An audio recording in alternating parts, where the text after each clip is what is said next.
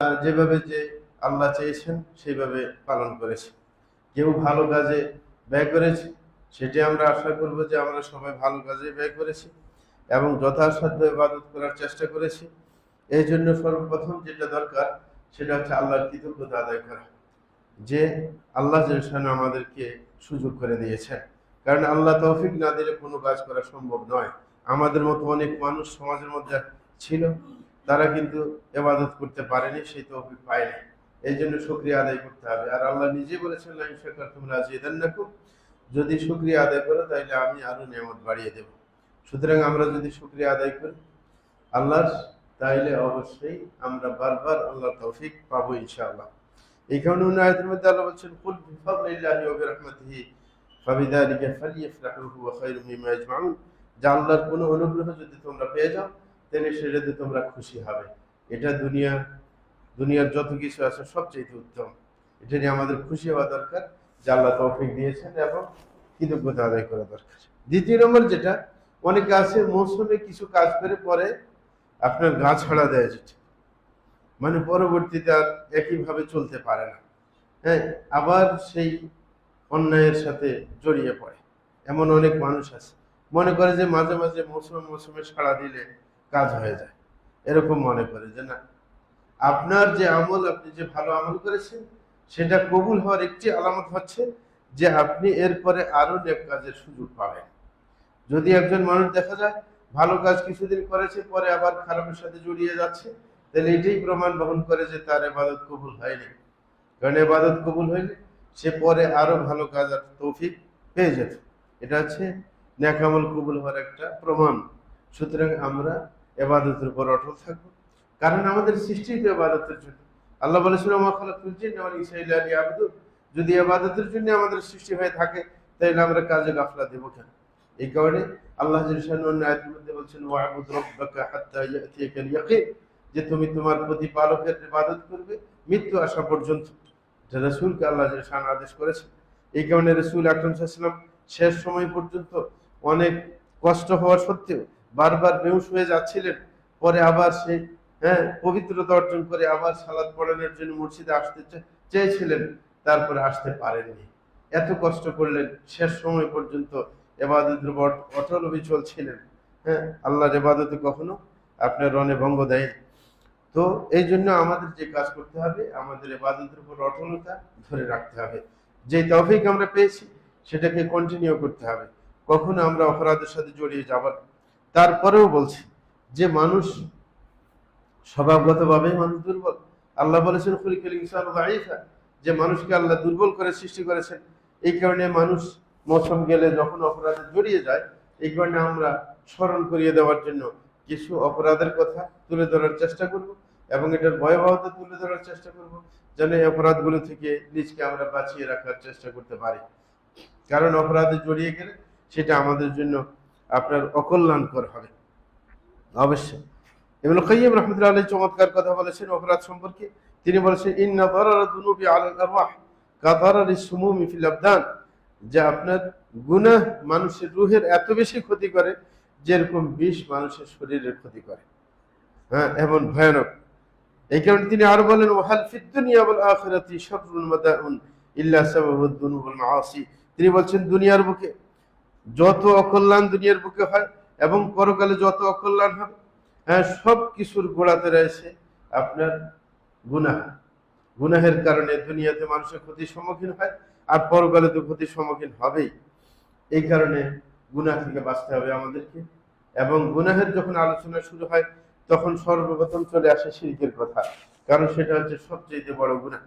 এই কারণে শিরক থেকে, ছোট বড় সকল শিরক থেকে, লুকায়িত প্রকাশ্য সকল শিরক থেকে আমাদের নিজেকে বাঁচিয়ে রাখতে হবে। কারণ শিরক করলে আল্লাহ জাল্লাহু ক্ষমা করবেন না, তার পরিণতি জাহান্নাম হবে। আল্লাহ জাল্লাহু বলেছেন, ইন্নাল্লাহা লা ইয়াগফিরু আন ইউশরাকা বিহি ওয়া ইয়াগফিরু মা দুনা যালিকা লিমান ইয়াশা ওয়া মান ইউশরিক বিল্লাহি ফাকাদ ইফতারা ইসমান আযীমা। আল্লাহ জাল্লাহু বলেন, আল্লাহ শিরক করাকে কখনো ক্ষমা করবেন না। এছাড়া অন্যান্য গুনাহ যার ব্যাপারে চাইবেন তিনি ক্ষমা করতে পারেন। যে ব্যক্তি আল্লাহর সাথে শিরক করবে সে ব্যক্তি অবশ্যই মারাত্মক অপরাধের সাথে জড়িয়ে পড়েছে। প্রিয় ভাইরা, এর পাশাপাশি শিরকের পাশাপাশি আরেকটি গুনাহ যেটা সমাজের মধ্যে প্রচলিত রয়েছে সেটা হচ্ছে গণকের কাছে যাওয়া এবং যারা গায়েবের দাবিদার তাদের কথায় বিশ্বাস স্থাপন করা। অথচ এই কাজটা যদি করা হয় তাহলে আপনার কুফরিতে জড়িয়ে যাওয়া হয় এবং ইবাদত বাতিল হয়ে যায়। রাসূল আকরাম সাল্লাল্লাহু আলাইহি ওয়াসাল্লাম বলেছেন, মান আতা কাহিনান ফাসাদ্দাকাহু বিমা ইয়াকুল ফাকাদ কাফারা বিমা উনজিলা আলা মুহাম্মদ। যে ব্যক্তি গণকের কাছে যাবে এবং তাদের কথা বিশ্বাস করবে, সে অবশ্যই মুহাম্মদ সাল্লাল্লাহু আলাইহি ওয়াসাল্লামের উপর যে বিধান নাজিল হয়েছে, যে কোরআন নাজিল হয়েছে, সেটার সাথে কুফরি করেছে। সুতরাং এই কাজও যখন কুফরি, সেটাও করা থেকে বিরত থাকতে হবে। প্রিয় ভাইরা, আরেকটা কাজ যেটা আমরা গাফলা দেই, সেটা হচ্ছে মৌসুম চলে গেলে সালাতের মধ্যে অলসতা চলে আসে, সালাতে গাফলা দেয়। ইতিপূর্বে আমরা বলেছিলাম যে সালাতে গাফলা যারা দেয় তাদের 3টে জাহান্নাম তাদের জন্য। একবারে যদি সালাত না পড়ে তার জন্য সাকার জাহান্নাম। মা সালাকাকুম ফি সাকার ক্বালু লাম নাকু মিনাল মুসাল্লিন। সাকার নামক জাহান্নামে যখন লোকদেরকে নিয়ে যাওয়া হবে তখন ফেরেশতারা জিজ্ঞাসা করবে, সাকার নামক জাহান্নামে আসলে কেন, তোমাদের কি অপরাধ ছিল? ওরা অবশ্যই জানে, তিরস্কার করার জন্য বলবে। তখন তারা প্রথম বলবে কি, লাম নাকু মিনাল মুসাল্লিন, আমরা তো সালাত আদায় করতাম না, এই কারণে আমাদের এখানে আসা হয়েছে। সুতরাং সালাত যদি কেউ ত্যাগ করে তখন তার পরিণতি হবে সাকার নামক জাহান্নাম। কেউ যদি সালাতে আপনার অধিকার নষ্ট করে, সালাতের ফরজ ওয়াজিব এগুলো সঠিকভাবে আদায় করে না, নিয়ম কানুন সঠিকভাবে আদায় করে না, সালাতের টাইমকে দেরি করে, জামাত মিস করে তারপরে পড়ে, এরকম কিছু মানুষ আছে কিন্তু নামাজে, কিন্তু সালাতের অধিকার রক্ষা করে না সঠিকভাবে, তাদের জন্য আছে আপনার গাই নামক জাহান্নাম। যেটা আল্লাহ জাল্লাহু বলছেন, ফাখালাফা মিন বা'দিহিম খালফুন আদাউস সালাহ ওয়াত্তাবাউশ শাহাওয়াতি ফাসাউফা ইয়ালকাউনা গাইয়্যা। যারা নিজের মন মতো চলে, আপনার সালাতের অধিকার রক্ষা করে না, তাদেরকে অবশ্যই গাই নামক জাহান্নামের সাক্ষাৎ দিতে হবে। তাইলে গাই নামক জাহান্নাম। আর যারা সালাতে অলসতা করে, সেটা কি, জামাতে আসতে অলসতা করে, আসছে 2 রাকাত চলে গেছে, 3 রাকাত চলে গেছে, তারপরে আসছে, মানে শেষ ভাগে সাড়া দিতে আসছে আর কি। এরকম কিছু অলস মানুষ আছে, হ্যাঁ, তাদের জাহান্নাম হচ্ছে ওয়াইল জাহান্নাম, ফাওয়াইলুল লিল মুসাল্লিন আল্লাযীনা হুম আন সালাতিহিম সাহুন। যে ওয়াইল আছে মুসল্লিদের জন্য, ওয়াইল নামক জাহান্নাম মুসল্লিদের জন্য যারা সালাতের মধ্যে অলসতা দেখায়। সুতরাং আমাদেরকে সতর্ক থাকতে হবে এই ব্যাপারে, যেন আমরা সালাতে কখনো অলসতা না দেখাই, সঠিকভাবে আমরা যেন সালাতগুলো সঠিক সময় আদায় করি। আরেকটা আপনার অপরাধ বেশি দেখা যায় বর্তমান যুগে, সেটা হচ্ছে অন্যের দোষ খুঁজে বেড়ানো। ফেসবুক খুললেই দেখবেন মানে আরেকজনের কি দোষ হয়েছে, এটা নিয়ে তার চর্চা, তার কোনো কাজ নেই আর। কিন্তু সতর্ক থাকতে হবে, কোনো ব্যক্তি যদি অন্য মুসলিম ভাইয়ের দোষ আপনার খুঁজে বেড়ায়, আল্লাহ শানু তার পিছনে পড়ে যায়, তার দোষও সামনে নিয়ে আসে মানুষের, তখন শত্রু তার পিছনে লেগে যায়, তার দোষও বাইর করে। এটা গত সরকারের আমলে ভালো করে দেখা গেছে। আপনার যখন অন্য দলের দোষ বাইর করা শুরু করছে, এমন এমন দোষ বাইর হওয়া শুরু করছে, পরে এই দোষের কি কবলে পড়ে শেষ পর্যন্ত জায়গা ছাড়তে হয়েছে, ঠিক না? ইমাম মালিক রহমতুল্লাহ এই কারণে চমৎকার কথা বলেছিলেন যে, আমি যখন মদিনায় বসবাস করতেছিলাম, কিছু ফ্যামিলিকে এমন দেখেছি যে যাদের দোষ কখনো আমার চোখে পড়েনি, যে ভালো মানুষ এরা, কিন্তু তাদের একটা বদভ্যাস ছিল যে তারা অন্যের দোষ খুঁজে বেড়াচ্ছে। কিছুদিন পরে দেখলাম যে অন্য যাদের দোষ তারা খুঁজে বেড়াচ্ছে, তারা এমন এমন দোষ বাইর করছে যেটা মানুষের চোখে ধরা পড়ার মতো না, কিন্তু তারা খুঁজে বাইর করছে। আপনি একজনের পিছনে পড়লে সে কি আপনাকে এমনি ছেড়ে দেবে? না, অবশ্যই সে দূরবীন দিয়ে তাকাইবে যে আপনার কোনো দোষ আছে কিনা, তখন দোষ বের করে ছাড়বে। এবং আল্লাহ জাল্লাহু বলছে, কেউ যদি কোনো মুসলমানের দোষ বের করতে চেষ্টা করে, আল্লাহ তার আপনার দোষের পিছনে পড়বে এবং তাকে লাঞ্ছিত করবে, যদিও ঘরের মাঝে সে অবস্থান করুক না কেন। অনেকে আছে ঘরের ভিতরে বসে বসে দোষ করে, আছে না, অলক্ষে, কিন্তু আল্লাহ তাকে লাঞ্ছিত করবেনই করবেন। সুতরাং কোনো ব্যক্তিকে আপনি কোনো ব্যক্তির দোষ খোঁজার পিছনে পড়তে যাবেন না, হ্যাঁ, সেটা অবশ্যই অপরাধ। আরেকটা হচ্ছে অন্যের পিছনে তার দোষ চর্চা করা, সেটাকে গীবত বলা হয়। আর গীবতকে আল্লাহ জাল্লাহু মৃত ভাইয়ের গোশত খাওয়ার সাথে তুলনা করেছেন, যেন সেটা আপনার কাছে অপছন্দনীয় হয়ে যায়। কারণ কেউ কি চায় তার মৃত ভাইয়ের গোশত খাইতে? কেন মৃত ভাইয়ের গোশতের সাথে তুলনা করেছে? কারণ আপনি যার বদনাম করেন সে কি টের পায়? তার পিছনে যদি আপনি তার বদনাম করেন সে কি টের পায়? এইভাবে মৃত ব্যক্তি তো, তাকে যদি কেউ মারেও সে কি টের পাবে?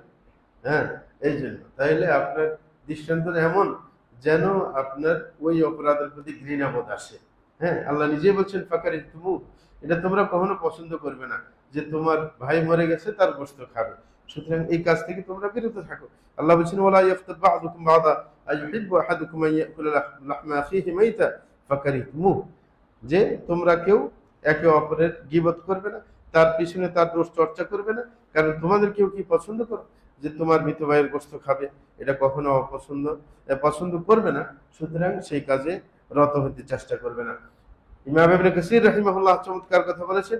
তিনি বলেছেন ব্যাখ্যায়, কামা তাকরাহুনা হাদা তাবআন ফাকরাহুহু যাকা শারআন, বলে যেরকম ভাবে তোমাদের মনে চাইবে না এরকম মৃত ভাইয়ের গোশত খাইতে, এটা স্বাভাবিকভাবেই, তো এরকম ভাবে শরীয়তের দৃষ্টি সামনে রেখে তোমরা ওই অপরাধ থেকে দূরে থাকার চেষ্টা করো। বলছেন ফাইনা উকুবাতাহু আশাদ্দু মিন হাদা, কারণ মৃত ভাইয়ের গোশত খাওয়া এটা তো একটা সাধারণ দোষ। বলছেন আপনার গীবতের শাস্তি এর চাইতে আরো ভয়ানক। ওয়াহাদা মিন আত-তানফির আন আল-গীবাতি ওয়াত তাহযীর মিনহা, বলে যে এই দৃষ্টান্ত এই কারণে দেওয়া হয়েছে তোমরা যেন সেখান থেকে বিরত থাকো, সতর্ক থাকো। পরকালের শাস্তি সম্পর্কে, গীবত করলে কি হবে, রাসূল আকরাম সাল্লাল্লাহু আলাইহি ওয়াসাল্লাম সেই ব্যাপারে বলেছেন, লাম্মা আরাজা বি রাব্বি মারারতু বিকওমিন লাহুম আযফার মিন নুহাস, বলে যে যখন আমার মেরাজ হয়েছিল তখন আমাকে নিয়ে যাওয়া হয়েছে একটা সম্প্রদায়ের পাশ দিয়ে, তাদের দেখলাম যে নখ আছে পিতলের নখ। পিতল তো আছে শক্ত, সুতরাং পিতলের নখ আছে। হ্যাঁ, ইয়াখমিশুনা উজুহাহুম ওয়া সুদুরহুম, তখন তাদের এই পিতলের নখ দিয়ে তারা নিজের চেহারাকে ক্ষত বিক্ষত করছে, নিজের বক্ষদেশকে ক্ষত বিক্ষত করছে। তখন আমি বললাম, মান হাউলা ইয়া জিবরিল, হে জিবরিল এই লোকগুলা কারা? তখন তিনি বলেছিলেন যে হাউলা আল্লাযীনা ইয়াকুলুন লুহুমুন নাস ওয়া ইয়াকউনা ফি আরাদিহিম, বলে যে এই লোকগুলা এই শাস্তি কেন তারা নিজে শাস্তির সম্মুখীন করছে? বলেন তারা মানুষের গীবত গেয়েছিল। হ্যাঁ, মানুষের পিছনে তাদের বদনাম করেছে, তাদের ইজ্জত হনন করেছে, এই কারণে তাদেরকে এই শাস্তি দেওয়া হচ্ছে।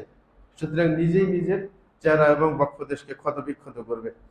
আরেকটা ব্যাপার সেটা হচ্ছে, কিছু মানুষ বর্তমান যুগে আছে আপনার সোশ্যাল মিডিয়াতে আপনার অপরাধকে প্রচার করে, দেখি অন্যের ভিডিও কে কি দোষ করছে দেখা যায় যে এটাও প্রচার করে বসে। হ্যাঁ, অপরাধ, অথবা নিজের স্ত্রী নিজের সন্তানের আপনার কি ছবি ছাড়ে, এটা করে সেটা করে, মানে যে কোনো অপরাধের প্রসারে তার ভূমিকা রয়েছে। অথচ শুধু অপরাধ প্রচার না, অপরাধ প্রচার হওয়াকে পছন্দ করলেই আল্লাহ যে সব শাস্তির হুমকি দিয়েছে, যা আপনি নিজে প্রচার করেন না কিন্তু কেউ প্রচার করছে আপনার ভালো লাগে, হ্যাঁ আপনি এগুলো দেখেন যে ঠিক কাজই করেছে, এরকম সাপোর্ট দেন মনে মনে, তাইলে শাস্তি। আল্লাহ জাল্লাল্লাহু আলাইহি বলেন, ইন্নাল্লাযীনা ইউহিব্বুনা আন তাশিআল ফাহিশাতু ফিল্লাযীনা আমানু লাহুম আযাবুন আলীমুন ফিদ দুনিয়া ওয়াল আখিরাহ। আল্লাহ জাল্লাল্লাহু আলাইহি বলেন, যারা মুসলিম সমাজে, মুমিন সমাজে অশ্লীলতা ছড়িয়ে পড়ুক এটা শুধু পছন্দ করে, সে ছড়ায় নাই, কিন্তু পছন্দ করে যে ছড়িয়ে পড়ুক, হ্যাঁ অশ্লীলতা, এটা যদি পছন্দ করে আল্লাহ বলছেন লাহুম আযাবুন আলীমুন ফিদ দুনিয়া ওয়াল আখিরাহ, তাদের জন্য যন্ত্রণাদায়ক শাস্তি রয়েছে দুনিয়া আখিরাত। তো শুধু যদি পছন্দ করলে এরকম হয়, তাহলে যদি যে নিজেই ছড়ায়, নিজেই আপনার অশ্লীলতা ছড়াচ্ছে ফেসবুকের মধ্যে, তাহলে কি হবে তার? তার ভয়ানক শাস্তি হবে অবশ্যই। আরেকটা ব্যাপার যেটা আমরা করে থাকি সেটা হচ্ছে, অপরাধ তো করে কেউ আছে মানে প্রকাশ্যে অপরাধ করে, প্রকাশ্যে অপরাধ করে কিন্তু ভয়ানক। আপনি যদি প্রকাশ্যে অপরাধ করেন আরেকজনের অপরাধে আপনি সাহসী হয়ে উঠবে, সে দেখবে যে আমার মতো আরেকজনও তো করতেছে। হ্যাঁ, সুতরাং প্রকাশ্য অপরাধ এবং লুকায়িত অপরাধ দুইটার মধ্যে কিন্তু বেশ কম আছে। লুকায়িত অপরাধ যদি কেউ করে, আল্লাহ যদি তার মানে তাকে লাঞ্ছিত না করেন, দুনিয়াতে যদি ছাড় দেন, মুমিন যদি হয়ে থাকে, কিয়ামতের দিবসে আল্লাহ তার হিসাব নেবেন পর্দার আড়ালে এবং তাকে সবকিছু স্মরণ করিয়ে দিবেন। যখন তার আমল নামার সামনে রাখা হবে, সে স্মরণ করবে অমুক দিন অমুক কাজ করেছি, এরকম লুকাইতে পারবে, এসে করেছি। যখন সে নিশ্চিত হবে, নিজে বুঝতে পারবে যে আজকে যে ধরা পড়ে গেলাম, জাহান্নাম ছাড়া তো আমার কোনো পথ নেই, তখন আল্লাহ বলবেন সাত্তারতুল্লাকা ফিদ দুনিয়া, যে এই অপরাধগুলো আমি দুনিয়াতে লুকিয়ে রেখেছিলাম, আমি প্রকাশ করে দেইনি, তুমি লুকায়িত ভাবে করেছিলে, ওইভাবেই ছিল, কেউ জানতে পারেনি, আজকেও আমি না জানিয়ে ক্ষমা করে দিলাম তোমাকে। তাইলে লুকায়িত গুনাহ হালকা, কিন্তু প্রকাশ্যে যদি গুনাহ করা হয় সেটা আপনার ক্ষমার অযোগ্য। আল্লাহ রাসূল সাল্লাল্লাহু আলাইহি ওয়াসাল্লাম বলেছেন, কুল্লু উম্মতি মুআফিন ইলাল মুজাহিরিন, বলছে প্রত্যেক মানুষই নিরাপত্তা পাবে পরকালে, একমাত্র প্রকাশ্য যারা গুনাহ করে তারা নয়। আপনার দুনিয়ার বুকেও তো সরকার, যেই দলের সরকার, ওই দলের লোক যদি প্রকাশ্য গুনাহ করে, প্রকাশ্য অপরাধ করে যদি আপনার চ্যানেলে উঠে যায়, পত্র পত্রিকায় লেখালেখি শুরু হয়, তাকে কি বাইরে রাখা সরকারের পক্ষে সম্ভব হয়? হয় না। এটা দেখো সবার জানাই আছে। বড় বড় দেখা যায় যে সরকারের আত্মীয় স্বজন গত সরকার আমরা ধরতে বাধ্য হয়েছে, যখন সবাইকে আপনার এটা নিয়ে বলা বলি শুরু করেছে। তাহলে প্রকাশ্যে আসলে যদি দুনিয়ার মানুষও নিজের পরিচিত জন যারা আছে তাদেরকে রক্ষা করতে পারে না, পরকালে রক্ষা পাবে কিনা? তাহলে প্রকাশ্য অপরাধ, সেটা থেকে আমাদেরকে বিরত থাকতে হবে। অনেকে মনে করেন যে প্রকাশ্য অপরাধ তা আমরা করি না। হ্যাঁ, কিছু মানুষ আছে নামাজে কিন্তু দাড়ি শেভ করে, এটা প্রকাশ্য অপরাধ নাকি না? হ্যাঁ, আছে। কিছু তাহাজ্জুদ গুজার মানুষ আবার ধূমপানও করে, হ্যাঁ, এরকম মানুষ আছে। তাহলে প্রকাশ্য অপরাধ করে নাকি করে না? এরকম প্রকাশ্য কত অপরাধ আছে। প্রকাশ্যে আরেকজনের সামনে আপনি অন্যের দোষ চর্চা করেন, এটা প্রকাশ্য অপরাধ, আরেকজনে শুনতেছে দেখতেছে, ঠিক না? অনেক প্রকাশ্য অপরাধ আছে, কিন্তু নিজের খবর নেই, মনে করে যে আমি তো আপনার ব্যভিচারের সাথে জড়িত নেই, হ্যাঁ জড়িত নাই, আমি তো এরকম, হ্যাঁ আপনার হত্যাকাণ্ডের সাথে জড়িত নাই, শুধু এগুলো প্রকাশ্য অপরাধ। অপরাধের তো শেষ নেই। দেখা যায় যে ভালো মানুষও, হ্যাঁ নামাজি মানুষও প্রকাশ্য অপরাধ করে বেড়াচ্ছে। সুতরাং অবশ্যই সতর্ক আমাদেরকে থাকতে হবে। বিশেষ করে যেটা গীবত, এটা কিন্তু হ্যাঁ বুজুর্গ মানুষরাও করে। এটা কিন্তু শয়তানের অনেক, শয়তানের মজার একটা কি আপনার অপরাধ, যে সবাই দেখা যায় যে একজন একবারে আমলি মানুষ, হ্যাঁ কপালে দাগ পড়ে গেছে আবাদত করতে করতে, আপনি সে নিজে অন্যের গীবত করে, আবার আরেকজনে তার সামনে করতে গেলে সে প্রতিরোধ করে না, মজা করে তার গীবত শুনে, অথচ তার দরকার ছিল সেটাকে প্রতিরোধ করা। হ্যাঁ, রসুল বলছেন মান দাব্বা আন ইরদি আখি বা'দাল্লাহু ওয়াজহু আনিন নার 70 খরিফা। কেউ যদি তার সামনে অন্য ভাইয়ের ইজ্জত হনন হতে দেখে, যদি সে প্রতিরোধ করে, কিয়ামতের দিবসে তার থেকে আল্লাহ জাল্লা শানু হ্যাঁ আগুনকে 70 বছর দূরে সরিয়ে দিবেন। তাহলে আপনার সামনে যদি এরকম কিছু করে, কারোর ইজ্জত হরণ করে, আপনাকে প্রতিরোধ করতে হবে, তাহলে আপনি সেই সওয়াবটা পেয়ে যাবেন। সুতরাং প্রিয় ভাইরা, এই কারণে আমরা অবশ্যই এই কাজগুলোর সাথে জড়িত হব না। রসুল আকরাম সাল্লাল্লাহু আলাইহি ওয়াসাল্লাম একদিন দুইটা কবরের পাশ দিয়ে যাচ্ছিলেন, তখন রসুল বলছিলেন ইন্নাহু লা ইউআযাবান, হ্যাঁ আম্মা আহাদুহুমা ফাকানা লা ইস্তাতিরু মিনাল বাউল ওয়া আম্মা আল আখার ফাকানা ইয়ামশি বিন নামিমা। হ্যাঁ, যে রসুল বলছিলেন এই দুইজনকে শাস্তি দেওয়া আছে। তাদের একজনের অপরাধ ছিল তারা প্রস্রাব থেকে ভালোভাবে পবিত্রতা অর্জন করতো না, এবং দ্বিতীয় হচ্ছে যে তারা চগলখড়ি করে বেড়াতো।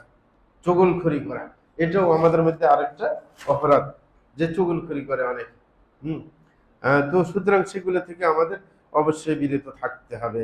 আরেকটা জিনিস, সেটা হচ্ছে মানে কেউ অবস্থান করছে কোনো নির্জন জায়গায়, আপনি গিয়ে হ্যাঁ আপনার তার গোয়েন্দাগিরি করতেছেন, তার কথা পিছন থেকে শুনতেছেন, দেয়ালে কান লাগিয়ে, হ্যাঁ দরজায় কান লাগিয়ে আপনি শুনছেন, সেটাও কিন্তু মারাত্মক অপরাধ, সেটা শাস্তি কিন্তু মারাত্মক। রাসূল বলেন যে মান ইসতামা হাদিসা কওমিন ওয়া হুম লাহু কারিহুন সুব্বা ফি উযুনিহি আল-আনুকু ইয়াউমাল কিয়ামাহ। কোন ব্যক্তি যদি কোন সম্প্রদায়ের কথা একবারে নির্জনে শুনে, মানে অথচ তারা চায় যে তাদের কথা কেউ না শুনুক, মানে একান্তভাবে বৈঠক করতেছে, কেউ না শুনুক তারা চায়, কিন্তু আরেকজনে যায় দেখা যায় কান লাগিয়ে দিয়েছে, হ্যাঁ শোনার চেষ্টা করতেছে। রাসূল বলছেন সুব্বা ফি উযুনিহিল আনুকু ইয়াউমাল কিয়ামাহ, কিয়ামতের দিবসে এই অপরাধের কারণে তার কানের মধ্যে সীসা ঢেলে দেওয়া হবে, গরম সীসা কানের মধ্যে ঢেলে দিবে, তখন কেমন লাগবে? সুতরাং কাজটা কিন্তু হালকা মনে হচ্ছে। হ্যাঁ, এটা মহিলাদের মধ্যে বেশি, মানে কান লাগিয়ে দেওয়া, মানে আরেকজনে ফিস ফিস করছে সে তারপরে শোনার চেষ্টা করে। কে কি করে, হ্যাঁ মহিলাদের আরেকটা অভ্যাস আছে, মানে চোখের হেফাজত করতে পারে না, কেউ আসছে ওই বেড়ার ফাঁক দিয়ে দেখবে, ওকে আরে প্রকাশ্যে দেখা, ফাঁক দিয়ে দেখা, কি তো দেখা। হ্যাঁ, সুতরাং আপনার এইগুলো থেকে অবশ্যই দূরে থাকতে হবে। রে ভাইরা আমার, আরেকটা হচ্ছে বেবিচার বা হ্যাঁ মানে বেবিচারের পথের সাথে জড়িত থাকা। বর্তমানে এগুলো খুব বেড়ে যাচ্ছে, বেবিচার করা বা বেবিচার হ্যাঁ মানে করতে বাধ্য হয় এমন কাজগুলোর সাথে জড়িয়ে পড়া, যেগুলোকে মুকদ্দিমাত বলে। আপনি নিজের চোখকে সামলাচ্ছেন, এদিক ওদিক তাকাচ্ছেন, শেষ পর্যন্ত একজনের কি ভালো লেগে গেল, তারপরে আস্তে আস্তে অগ্রসর হইতে হইতে শেষ পর্যন্ত কি বেবিচারে রূপান্তরিত হইলো। তাহলে তো আপনি নিজকে নিজের সমস্যার সম্মুখীন করছেন। নিজের চোখের হেফাজত না করলে একদিন তো সমস্যার সম্মুখীন হয়ে যাচ্ছেন। আর কেউ কেউ তো সরাসরি করে যাচ্ছে। অনেকের জন্য ব্যাপারটা কিন্তু হালকা হয়ে যাচ্ছে, মানে যে কোনো জায়গায় ব্যবচার করতে চেষ্টা করলে করতে পারে। এরকম অনেকে আমাদের কাছে মাসালা জিজ্ঞাসা করে, হ্যাঁ, যে মানে যে কোনো সময় ব্যবচার করতে চাইলে করতে পারে। তো এটা তো মানে দুর্ভাগ্যের আলামত। যে আপনার জন্য যদি মানে অপরাধটা সহজ হয়ে যায়, তাহলে অবশ্যই এটা বিরাট পরীক্ষার সম্মুখীন করা হচ্ছে আল্লাহর পক্ষ থেকে, যে অপরাধ করতে সুযোগ দেওয়া বারবার, হ্যাঁ, ধরিয়ে না দেওয়া। কারণ আল্লাহ চান না যে আপনি দুনিয়াতে পবিত্র থাকুন, পরকালে কঠিন শাস্তির ব্যবস্থা আছে। এই কারণে আল্লাহ রাগ করে আপনাকে ফিতনার সম্মুখীন করছেন, যে বারবার করার সুযোগ করে দিচ্ছেন, যে ধরছেন না। যদি আসলে আল্লাহ আপনাকে ভালোবাসতেন, তাহলে হঠাৎ কোনো অপরাধ করতে গেলে ধরিয়ে দিতেন। এটা হচ্ছে আল্লাহর প্রিয় বান্দাদের আলামত, যে করতে গেলে ধরিয়ে দেয়, যে তাড়াতাড়ি যেন সতর্ক হয়ে কাজটা যেন করতে না পারে নাকি। এটা হচ্ছে আল্লাহর প্রিয় বান্দা, যাদেরকে আল্লাহ এইভাবে রক্ষা করে ফেলেন। এই কারণে ইউসুফ আলাইহিস সালাম যখন বেবিচারের চিন্তা তার মাথায় এসেছে, আল্লাহ রক্ষা করছেন তাকে। তাহলে আল্লাহর কাজ হচ্ছে যারা নেককার মানুষ, আল্লাহর প্রিয় বান্দা, তাদেরকে রক্ষা করা। এর বিপরীতে যে আপনাকে যদি বারবার সুযোগ দেওয়া হয়, করতে চাইলেই করতে পারেন, তাইলে তো ভয়ানক অবস্থা। এই কারণে অবশ্যই আল্লাহর কাছে ক্ষমা চাইতে হবে, যে আল্লাহ আমাকে রক্ষা করো, আমার ভাবসাব তো ভালো দেখা যাচ্ছে না, হ্যাঁ, এই কারণে আমাকে রক্ষা করো। যারা বেবিচারের সাথে জড়িয়ে পড়েছে, তারা কখনো লাভবান হতে পারে নাই, দুনিয়ার লাঞ্ছনার শিকার হয়েছে নাকি। ধরা পড়লে লাঞ্ছনার শিকার হবে না? অবশ্যই শিকার হচ্ছে। কিন্তু ভাগ্য ভালো আর কি, আমাদের দেশে ইসলামী আইন না থাকার কারণে মায়ের থেকে বাঁচা গেল নাকি। নতুবা বেবিচারের যে দণ্ডবিধি, এগুলো তো কঠিন। কি বেবিচারের দণ্ডবিধি যে অবিবাহিত হয়, তাইলে 100টা বেত্রাঘাত করবে। 100টা বেত্রাঘাত করলে তো অবস্থা খারাপ হয়ে যায়। ভালো করে পড়লে তো মরে যাবে নাকি, হ্যাঁ, বা দীর্ঘদিন অসুস্থ থাকবে। আর যদি বিবাহিত হয়, পরকীয়া তো এখন চলছে চলছে, একবার পুরো দমেই চলছে। আর জোয়ানরা এমনি নষ্ট হয়ে গেছে, এরা ওই জোয়ান মেয়ে খোঁজে না, হ্যাঁ, মানে বয়স্ক ব্যবহৃত মেয়ে খোঁজে নাকি। নিজে দুর্বল আর কি করবে, তখন তো আর রাস্তা খুঁজে লাভ নেই, নিজে তো নষ্ট হয়ে গেছে। তো এই কারণে পরকীয়ার চল বেশি। আর বিশেষ করে আমাদের দেশের অনেক মানুষ আছে বাইরে থাকে, যার কারণে এই সুযোগটা বেশি হয়ে গেছে। হ্যাঁ, সুতরাং অবশ্যই এই সমস্ত ব্যাপারে সতর্ক থাকবে, কারণ এটার পরিণতি খারাপ। শেষ পর্যন্ত দেখা যায় যে কি, একজনের বিবাহিত স্ত্রী ধরা পড়লে আমাদের দেশে উল্টা বিচার, কি ধরা পড়ছে বিবাহ দিয়ে দিছে, আর তালাক করে কিছু নেই, বা অথবা তালাক সাথে সাথে দিয়ে দিছি, ইদ্যত পালন না করে বিয়ে দিয়ে দিছে। বিয়ে কি হবে? ইদ্যত পালন না করলে তো বিয়ে হবে না। আরেকজনের বউ বিয়ে দিয়ে দিলে বিয়ে হবে না, হবে। এই সমস্ত মানে মোড়ল যেগুলো আছে, এগুলো দুনিয়ার মানে কোন খবরে নেই। হ্যাঁ, আর আমাদের এই সমস্ত গুলা আপনার বিচার হয় সমাজের মধ্যে, কিন্তু কোনো দিনদার মানুষ এটার প্রতিরোধ করে না, যে এটা তো ভুল হয়েছে নাকি, এটা তো বিচার হয় না, কোনো বিচার। আপনি যখন দণ্ডবিধির বিচার করতে পারবেন না শরীয়ত সম্মত, তাহলে এটা থেকে দূরে থাকেন। আপনি যদি বিচার করেন, এটা আপনার ক্ষতি অবশ্যই বহন করতে হবে আপনাকে। কারণ কে অধিকার দিয়েছে আপনার দণ্ডবিধি সংক্রান্ত ব্যাপারে বিচার করা? কারণ এটা তো দণ্ডবিধি আছে, শরীয়তে নির্ধারিত আছে। সুতরাং আপনি চালাকি করতে যাবেন কেন? এগুলোর বিচারে বসারই কোনো দরকার নেই, কারণ এটা শরীয়তের ব্যাপার। আপনি তো পারছেন না, শরীয়তে বাস্তবায়ন করা তো আপনার কাজ না, এটা তো প্রশাসনের কাজ। যখন বাস্তবায়ন করতে পারবেন না, তাহলে এই সমস্ত বিচারে যাওয়ারই দরকার নেই। সুতরাং গিয়ে উল্টাপাল্টা বিচার করার তো মানে আছে না, এটা হইতে পারে। কারণ উল্টাপাল্টা বিচার করলে শরীয়ত বিরোধী হালাল মনে করলে কিন্তু ইমানে থাকবে না নাকি। ওমাল্লাম ইয়াহকুম বিমা আনজালাল্লাহ ফাউলাইকা হুমুল কাফিরুন। আল্লাহ জাল্লাহু কাফের, ফাসিক, জালেম বলেছে। কাফের কোন অবস্থায়? যদি কেউ শরীয়ত বিরোধী কোনো বিচার করে, সেটাকে জায়েজ মনে করে এবং এটাকে পছন্দ করে, তাহলে কিন্তু তার ইমানে নষ্ট হয়ে যাবে। অনেক মোড়ল আছে এরকম উল্টা বিচার করে আবার খুশি, যে বিরাট বিচারক হয়ে গেছে সমাজের মধ্যে, কিন্তু উল্টা পাল্টা বিচার করে, ঠিক না? তাইলে এটাতে খুশি হলে তো ইমানও শেষ, ইমানও শেষ, ইমানে নষ্ট হয়ে যাবে। এই কারণে অবশ্যই এই দোষ থেকে দূরে থাকতে হবে আমাদেরকে। আরেকটা দোষ আমরা করে থাকি, অনেকে আছে বর্তমানে এগুলো বেশি দেখা যায়, অনেকে আছে সহজ একটা ব্যবসা পাইছে, সেটা হচ্ছে ভিক্ষাবৃত্তির ব্যবসা। দেখা যায় যে ভিক্ষা করে করে আপনি সুদে টাকা লাগে, আছে নাকি নাই? হ্যাঁ, অনেকের নিজে চলার আন্দাজ টাকা আছে, তারপরও কি আরেকজন থেকে জাকাত খোঁজে, আছে। হ্যাঁ, মানে জাকাত খুঁজে খুঁজে তো নিয়ে যাবে, জাকাতের টাকা নিয়ে নিয়ে। হ্যাঁ, অথচ এটার ভয়াবহতা আছে। রাসূল আকরাম সাল্লাল্লাহু আলাইহি ওয়াসাল্লাম বলেন, লা তাজালুল মাসআলাতু বিআহাদিকুম হাত্তা ইয়ালকাল্লাহা ওয়া লাইসা ফি ওয়াজহিহি মুযআতুল হাম। রাসূল বলছেন, কেউ যদি আপনার কারোর কাছে নিজের সম্পদ বাড়ানোর জন্য প্রয়োজন ছাড়া আপনার কারোর কাছে টাকা চায়, মানে নিজের যে খাইতে পারে না এমন না, খাওয়ার টাকা আসে, তারপরেও সে বাইরে বাইরে ঘুরে ভিক্ষা চায় সম্পদ যেন আরেকটু বাড়াইতে পারে, কারণ এটা তো সহজ সহজ। ঘুরে দিন ঘুরলে কোনো বিনা পরিশ্রমে বিনা কষ্টে, হ্যাঁ, যে কোনো একজন তো দিবেই। দয়াবান মানুষ তো আছেই সমাজের মধ্যে। আমরা দেখি গাড়িতে উঠছে, অনেকে দেয় না, কিন্তু অনেকে দেয়, কারণ মানুষ সব এক না, অনেকে দরদ লাগে। যদিও দেখা যায় যে যে মেকি, এই কারণে আমাদের এক আপনার সৌদি সাহেব বলতেছিলেন যে প্রফেশনাল ভিক্ষুক আর প্রয়োজনের কারণে ভিক্ষুক চিনবে কিভাবে। তো উনি বলতেছিলেন যদি কথা গুছিয়ে বলতে পারে মনে করবে যে সে প্রফেশনাল, মানে এরা কখনো ভিক্ষা দিবে না, কারণ এই তো এরকম ভিক্ষা পাইতে পাইতে তার আরো সাহস বাড়ে যায়, ভিক্ষা দিতে বন্ধ হবে না, কারণ সে জানে যে ভিক্ষা তো পাওয়া যায়, আমি তো আর কে ভিক্ষা পাচ্ছি না যে এমন না, তাহলে তাকে দিবে না, সে যেন এগুলো থেকে বিরত থাকে। যদি দেখা যায় যে কেউ আর দেয় না আমাকে, তাহলে তার ভিক্ষাবৃত্তি করতে বাইরে হবে না। কিন্তু কেউ যদি গুছিয়ে কথা বলতে পারে না, বুঝে যাবে যে সমস্যায় পড়ছে, কারণ গুছিয়ে কথা বলতে পারা মানে এটাকে পেশা হিসেবে গ্রহণ করছে, তাহলে কথা গুছিয়ে বলা সে ট্রেনিং নেবে, কিভাবে বলা লাগে দেখবেন, উঠি কি চমৎকার ভাবে ভাষণ দেয়, বুঝে যাবে যে এটা যে ব্যবসায়ী বিক্ষোভ। আর যে কোনো মতে কথা বলতেই পারে না, মানে এলো পাতাটাই বলে, বুঝে গেছে এখনো ট্রেনিং পায় নাই। হ্যাঁ, দুইজনের মধ্যে বেশ কম আছে।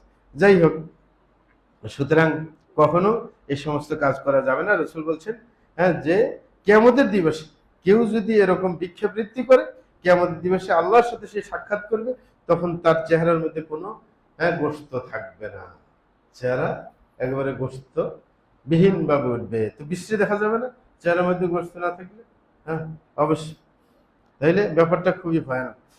আরেকটা ব্যাপার, যে অনেকে আছে আরেকজনের সম্পদ কিভাবে গ্রাস করে নেওয়া যায় সেটার মধ্যে, তার মধ্যে, হ্যাঁ, মানে নিজে ভালো সঠিক পথে আপনার টাকা কামাই করবে না, এরা যারা হচ্ছে শ্রেষ্ঠ রাজনীতি করে, এদের মাথার মধ্যে এটাই, রোডে রোডে ঘুরবে আর কোথায় আরেকজনের সম্পদ গ্রাস করা যায় বুদ্ধি মাথার মধ্যে নিয়েই ঘুরবে। এই জাতীয় অনেকগুলো মানুষ আছে, তাদের ব্যাপারে খুবই কঠিন। হ্যাঁ, আল্লাহ জিরশান বলছেন, আল্লাহ রাসূল সাল্লাল্লাহু আলাইহি ওয়াসাল্লাম বলেন যে মান ইকতাতা হাক্কাম রিম মুসলিমিন বিয়ামিনি ফাকাদ আওজাবাল্লাহু লাহুন নার ওয়া হাল্লাল আলাইহিল জান্নাহ। যে ব্যক্তি অন্যের সম্পদ গ্রাস করে নেবে, হ্যাঁ, তার ডান হাত দিয়ে, বলে যে আল্লাহ জিরশান তার জন্য জাহান্নাম অবধারিত করবেন এবং জান্নাত তার উপর হারাম করে দিবেন। ব্যাপারটা খুব ভয়ানক। কিন্তু আরেকজনের সম্পদ আপনি কেন নিতে চাইবেন? হ্যাঁ, এবং কি রাসূল আকরাম সাল্লাল্লাহু আলাইহি ওয়াসাল্লামকে এক সাহাবী বললেন, ওয়া ইন কানা শাইয়ান ইয়াসিরান ইয়া রাসূলুল্লাহ, যদিও একজনের সামান্য সম্পদ আমি যদি মেরে দিই তাহলে কি এরকম ভয়ানক আমার উপর জান্নাত হারাম হয়ে যাবে? রাসূল বলছেন ওয়া ইন কানা খাদিবান মিন আরাক, বলে যে আরাক একটা গাছ আছে মরুভূমিতে পাওয়া যায়, বলে যে সেটার একটা ঢাল পরিমাণও যদি তুমি আপনার আরেকজনের সম্পদ নষ্ট করো তাহলে অবশ্যই জান্নাত তোমার উপর হারাম হয়ে যাবে। আরাক তো রাস্তাঘাটে পাওয়া যায়, আরব দেশে মরুভূমিতে পাওয়া যায়, তো সেটার তো মূল্য নেই, সামান্য জিনিস, ঠিক না? এতটুকু পরিমাণে যদি আপনি আরেকজনের সম্পদ গ্রাস করে নিয়েন তাইলে আপনার উপর জান্নাত হারাম হবে, জাহান্নামে যেতে বাধ্য হবে। প্রিয় ভাইরা, আরেকটা অপরাধ যেটা আমাদের মধ্যে বেশি পাওয়া যায় সেটা হচ্ছে সুদ খাওয়া। কি, অনেকে সুদ সুন্দরভাবেই খায়, টাকা লাগিয়ে সুদ খাওয়া, সুদ দেওয়া, সুদের সাথে জড়িত। সুদ খান কিভাবে? অনেকে মনে করে যে আমি তো বাইরের যারা সুদের কাজ করে তাদের সাথে আমি জড়িত না, অনেকে ব্যাংকে টাকা রাখিয়ে সুন্দরভাবে সুদ খান, নাকি? ব্যাংকে টাকা রাখেন, যে অনেকে আছে বিদেশে থাকেন, কষ্ট করে ব্যাংকের টাকা জমাইছে, যখন আপনার অনেকগুলো টাকা, ধর 50 লাখ 1 কোটি যদি ব্যাংকে জমা হয় তাহলে তো অনেকগুলো সুদ আসবে। হ্যাঁ, নির্দ্বিধা আছে এলাকায় আসে সুদ মাসে মাসে উঠায় আর ফ্যামিলির খরচ চালায় দেয়, ঠিক না? এই এসে অবস্থা না, আপনার সুদ খাওয়া এটা আল্লাহর সাথে চ্যালেঞ্জ করে। আল্লাহ জাল্লাহু বলেন, ইয়া আইয়ুহাল্লাযীনা আমানু তাকুল্লাহ ওয়া যারু মা বাকিয়া মিনার রিবা ইন কুনতুম মুমিনিন ফাইন লাম তাফআলু ফাযানু বিহারবিন মিনাল্লাহি ওয়া রাসূলিহি। আল্লাহ জাল্লাহু বলছে, হে ঈমানদারগণ, তোমরা আল্লাহকে ভয় করো এবং যেই সুদের আপনার টাকাগুলো এখনো ফিল্ডে আছে সেগুলোকে পরিত্যাগ করো। অনেক আছে সুদের কাজ করার সাথে জড়িত, ফিল্ডে এখনো তার টাকা আছে সুদের উপর লাগানো, বলছে সব বাধ্য বাধ্য সাথে ইনকুম তুম মুমিনিন, যদি ইমানের দাবি করে থাকো, ইমানদার হলে আর সুদের সাথে জড়িয়ে থাকা যাবে না। বলছে ফাইন লাম তাফআলু, যদি কথা না শোনো, বিরত না হও যদি এই সুদি কাজ করবার থেকে, তাইলে শুনো ফাযানু বিহারবি মিনাল্লাহি ওয়া রাসূলিহি, তাইলে আল্লাহর পক্ষ থেকে যুদ্ধের ঘোষণা দেওয়া হলো তোমার বিরুদ্ধে। রাসূলের পক্ষ থেকে যুদ্ধের ঘোষণা তোমার বিরুদ্ধে। যুদ্ধের ঘোষণা মানে তোমাকে শান্তিতে থাকতে দেওয়া যাবে না। হ্যাঁ, কেউ কারোর সাথে যুদ্ধ ঘোষণা মানে কি তাকে শান্তিতে থাকতে দিবে না, এটাই। হুম, তাইলে যদি আল্লাহ যুদ্ধ ঘোষণাতে মানে আপনাকে শান্তি থাকতে দিবে না। এই কারণে যারা এই যে সুদের সাথে জড়িত এরা আসলে শান্তি পায় না। হ্যাঁ, শান্তি পায় না, সবসময় ঝামেলা। হ্যাঁ, নিজের ফ্যামিলির কাছে লাঞ্ছিত। অনেক ফ্যামিলি দেখছি ফ্যামিলির কাছে সে লাঞ্ছিত, শেষ পর্যন্ত অনেক আত্মহত্যা করে। মানে আল্লাহ তার ঘরেই তাকে লাঞ্ছনার শিকার করেন এই সুদের সাথে জড়িত হওয়ার কারণে। আর মানুষের কাছে তো লাঞ্ছিত, এলাকার মধ্যে অনেকে প্রসিদ্ধি পেয়ে যায় যে যে সুদখোর, এরকম আছে, মানুষে জানে চিনে ওকে যে এই লোকটা সুদখোর। হ্যাঁ, ঠিক না? সুতরাং এই কাজ থেকে আমাদের বিরত থাকতে হবে। প্রিয় ভাইরা, সুদ যারা খায় তাদের অবস্থা সম্পর্কে আরেকটা আয়াতে চমৎকার বর্ণনা দেওয়া হয়েছে। আল্লাহ জাল্লাহু বলেন, আল্লাযীনা ইয়াকুলুন রিবা লা ইয়াকুমুনা ইল্লা কামা ইয়াকুমুল্লাযী ইয়াতাখাব্বাতু শাইতানু মিনাল মাস। আল্লাহ জাল্লাহু বলেন, যারা সুদ খায় কিয়ামতের দিন উঠবে তারা দিগ্ভ্রান্ত হয়, মানে একবারে মানে জিনে ধরা মানুষের মতো। জিনে ধরলে মানুষ নিজের নিয়ন্ত্রণ নিজের হাতে থাকে। হ্যাঁ, তখন উদ্ভ্রান্তের মতো ঘুরে ঘুরে বেড়ায়, বলে যে কিয়ামতের দিন এই অবস্থায় সে উঠবে। হ্যাঁ, তাইলে এটা কি ভালো দেখা যাবে? না। তাইলে আমরা সুদি কাজ করার থেকে ইনশাল্লাহ দূরে থাকবো। আরেকটা কাজ আমরা করে থাকি, সেটা হচ্ছে মানুষকে কষ্ট দেওয়ার চেষ্টা করা। কি? মানুষকে যে কোনো ভাবে কষ্টের সম্মুখীন করা, মানুষের গায়ে আঘাত করা, যার শক্তি বেশি, দাপট বেশি, দেখা যায় কিছু লাগলো আর তার আরেকজনের উপর আঘাত করে দিল। আসলে এরকম, এগুলো থেকে আমাদের দূরে থাকতে হবে। কারণ এটা পরকালে আপনার ক্ষতির কারণ হয়ে দাঁড়াবে। নিজের সওয়াব দিতে দিতে শেষ পর্যন্ত সওয়াব না থাকলে আরেকজনের গুনাহ কাঁধে নিয়ে কোথায় যেতে হবে? জাহান্নামে যেতে হবে।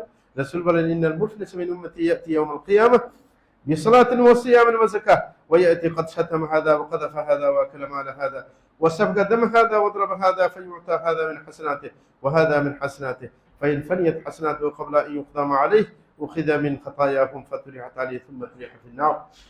যে রাসূল বলছেন যে আমার উম্মতের মধ্যে সবচাইতে দরিদ্র কিয়ামতের দিবসে ওই ব্যক্তি হবে যে কিয়ামতের দিবসে অনেক সালাত নিয়ে, অনেক সিয়াম নিয়ে, অনেক যাকাত নিয়ে কিয়ামতের দিন উঠেছে আল্লাহর সামনে, কিন্তু হিসাবের সময় দেখা যাবে সে অমুককে গালি দিয়েছে, অমুককে ব্যভিচারের অপবাদ দিয়েছে, অমুকের সম্পদ খেয়েছে, অমুকের রক্তপাত করেছে, অমুককে আঘাত করেছে। তখন এই ব্যক্তিকে তার সওয়াবের কিছু অংশ দেওয়া হবে, আরেক ব্যক্তিকে সওয়াবের কিছু অংশ দেওয়া হবে, এভাবে দিতে থাকবে। যদি ফাইন ফানিয়াত হাসানাতু, তার সওয়াব যদি শেষ হয়ে যায় দিতে দিতে, তখন ওয়াখিযা মিন খাতায়াহুম, বলে যে তাদের অন্যদের গুনাহগুলো সেই পরিমাণ অনুযায়ী নেওয়া হবে। ফাতুরিহাত আলাইহি, গুনাহগুলো তার উপর চাপিয়ে সুম্মা তুরিহা ফিন নার, তাকে জাহান্নামে নিক্ষেপ করা হবে। সুতরাং ব্যাপারটা ভয়াবহ। নিজের ব্যালেন্স তৈরি করব, শেষ পর্যন্ত ব্যালেন্স আর খুঁজে পাবো না, এটা দুঃখের বিষয় নাকি না? কিছুই থাকলো না শেষ পর্যন্ত।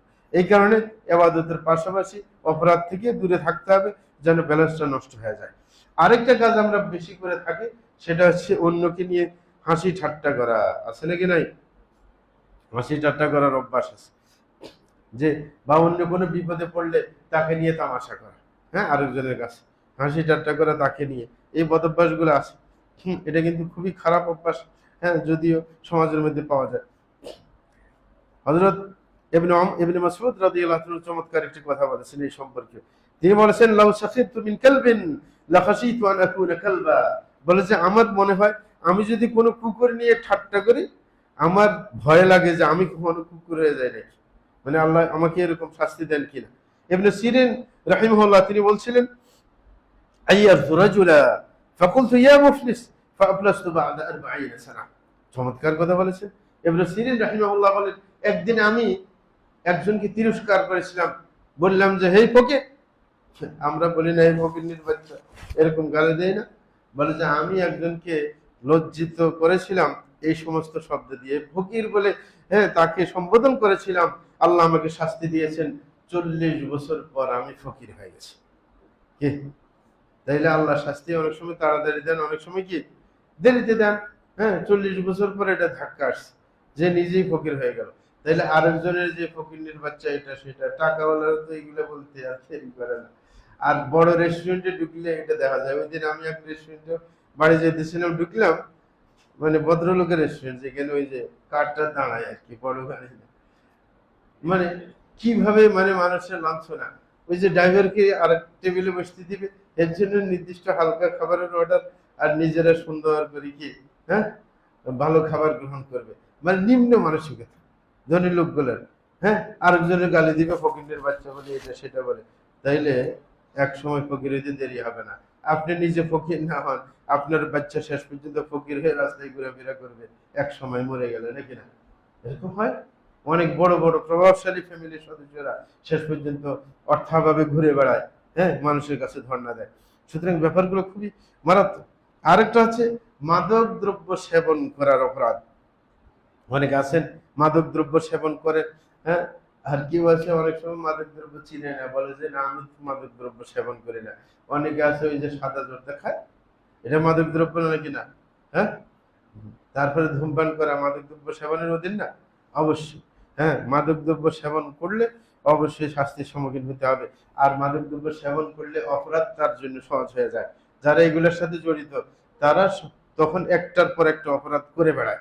এই কারণে রাসূল বলছেন লা তাশরাবিল খামর ফাইনহা মিফতাহু কুল্লি শার, বলে যে কখনো মাদক দ্রব্যের সাথে জড়িয়ে পড়বে না, সেটা সেবন করবে না, কারণ সেটা হচ্ছে সকল অকল্যাণের চাবি। হ্যাঁ, যদি মাদক দ্রব্য সেবন করো তাহলে তোমার জন্য যে কোনো অপরাধ করা সহজ হয়ে যাবে, মানে অপরাধের দ্বারগুলা খুলে যাবে। আর কেউ যদি একবার মাদক দ্রব্য সেবন করে তার মানে ক্ষতি কি হবে? ওমান শারিবাল খামর লাম তুকবাল মিনহু সালাতু 40 ইয়াওমা ওয়া লাম ইয়াশরাবহা ফিল জান্নাহ। রাসূল বলছেন যেই ব্যক্তি আপনার মাদক দ্রব্য সেবন করবে তার 40 দিনের ইবাদত গ্রহণ করা হবে না, এবং সে আপনার জান্নাতে প্রবেশ করতে পারবে না। হ্যাঁ, জান্নাতে প্রবেশ করলেও সে, হ্যাঁ, আপনার সেই মাদক দ্রব্য সেবন করতে পারবে না। কারণ জান্নাতের মধ্যে একটা চার জাতীয় পানি আছে, তার মধ্যে একটা আছে না মাদক, খামর। হ্যাঁ, সেটা কিন্তু সেটা থেকে বঞ্চিত হবে যদিও সে জান্নাতে যায়। এই কারণে আপনার রাসূল আকরাম সাল্লাল্লাহু আলাইহি ওয়াসাল্লাম বলেছিলেন যে ইন্না আলাল্লাহি আহদান লিমান ইয়াশরাবুল মুসকিরা আন ইয়াসকিয়াহু মিন তিনাতিল খাবাল, যে আল্লাহ এটা নিজের উপর দায়িত্ব নিয়েছেন যে মাদক দ্রব্য সেবন করবে কিয়ামতের দিবসে আল্লাহ তাকে তিনাতুল খাবাল পান করাবেন। সাহাবায়ে কেরাম জিজ্ঞাসা করলেন তিনাতুল খাবাল কাকে বলা হয়? রাসূল বললেন আরাকু আহলিন নারি আও উসারাতু আহলিন নার, সেটা হচ্ছে জাহান্নামীদের ঘাম, এবং জাহান্নামীরা যে দগ্ধ হওয়ার পর যে পুজ বের হবে সেগুলোকে তিনাতুল খাবাল বলা হয়। তাইলে দুনিয়াতে মাদক দ্রব্য সেবন করলেন, পরকালে কি সেবন করতে হবে? জাহান্নামীদের কি পুজ রক্ত, এগুলো আপনার খেতে হতে হবে। হ্যাঁ, সেটা কি ভালো লাগবে? পুজ রক্ত এগুলো কি ভালো? হ্যাঁ, সুতরাং অবশ্যই এই ব্যাপারগুলো থেকে আমাদেরকে রক্ষা পেতে হবে। আস্তাগফিরুল্লাহ লি ওয়া লাকুম লিসাইরিল মুসলিমিন ইন্নাহু হুয়াল গফুরুর রাহিম।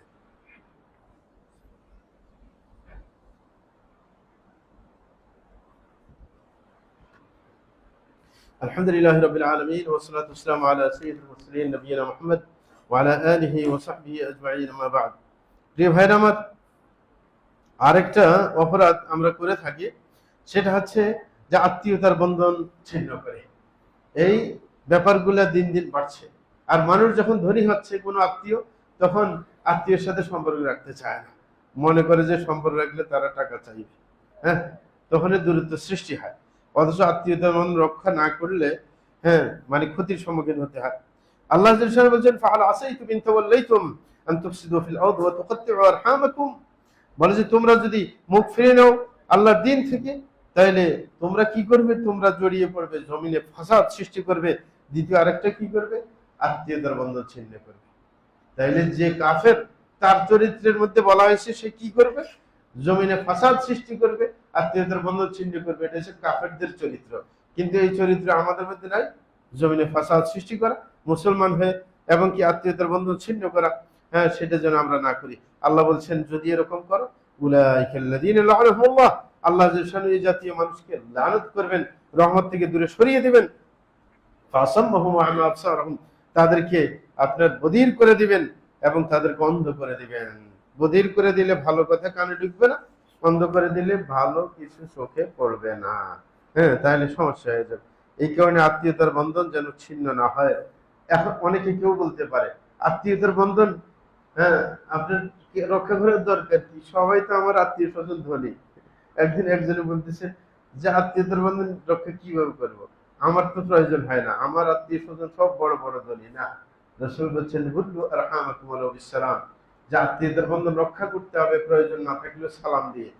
কে কোনো কাজ নেই, তার টাকার দরকার নেই, কিছু না, তারপরে মাঝে মাঝে ফোন দিয়ে বলবেন কেমন আছেন, ভালো আছেন, সালাম দিবেন। এটা হচ্ছে আত্মীয়তার বন্ধন কমপক্ষে রক্ষা করে, আর কোনো প্রয়োজন না থাকলেও। হ্যাঁ, প্রয়োজন নাই। আবার কিছু আত্মীয় আছে ধনী লোকের, যদি আপনার সালাম কালাম দেয় এই বেটা ভয় পেয়ে যায়, দিতে চায় না, যে কোনো টাকা চাইবে। এই কারণে আগেই বলে দিবেন সালাম দিয়ে। হ্যাঁ, জিজ্ঞাসা করে কেন ফোন দিলে। হ্যাঁ, বলেছে কিছু দরকার নেই, একটু সালাম দেওয়ার জন্য আর কি। আগে যেন ভয় না পায়, নতুবা মানে তাড়াতাড়ি ফোন কাটিয়ে দেওয়ার চেষ্টা করবে, ঠিক না? যে কথা বাড়াইলে কোনো কিছু চাইয়ে বসবে। আপনি এই কারণে আগে সতর্ক, আগে বলবেন না কিছু চাওয়ার জন্য ফোন করে দেয়, বাকি কারণ হচ্ছে আপনি করে বলবেন যে একটু সালাম দেওয়ার জন্য আর কি, আত্মীয়তার বন্ধন রক্ষা করার জন্য। তাইলে দ্বিতীয়বার আর ফোন করলে আর ধরতে অবহেলা করবেন না, ধরবে আর কি। আগে থেকে পথ ক্লিয়ার করে ফেলবেন, এই আর কি। আল্লাহ সহজ করে। আরেকটা কাজ আমরা যেটা করে থাকি সেটা হচ্ছে হিংসা করা। আরেকজনের সম্পদ দেখে, আরেকজনের সুবিধা দেখে হিংসা করা। আরেকজনের সুবিধা করে ফেলছে, আপনি হিংসা করেন। আসলে এই হিংসা করার মানে কি? এই হিংসা করার মানে আপনি তাকদীরে বিশ্বাস করেন কি? প্রত্যেকের তাকদীর তার বিশেষ বিশেষ, তার যতটুকু বরাদ্দ সে পাবে না।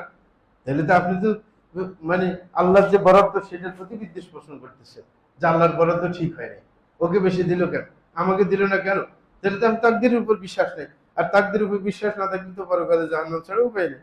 তাইলে যারা হাসাদ করে তাদের এটি, যে আরেকজনের আল্লাহর যে বন্টন সেটা সহ্য করতে পারছে না, অথচ এটা মানুষের আমলকে ধ্বংস করে দেয়। রাসূল বলছেন ইয়াকুল হাসাদ ফাইনাল হাসাদ ইয়াকুল হাসনাত কামা তাকুলু নারুল হাতাব। রাসূল বলছেন কখন হিংসা করবে না কারোর ব্যাপার, কারণ এই হিংসাটা আমল নামকে নষ্ট করে দেয়, খেয়ে ফেলে, যেরকম আগুন কাঠকে পুড়ে ফেলে, মানে আমল সব নষ্ট হয়ে যায়।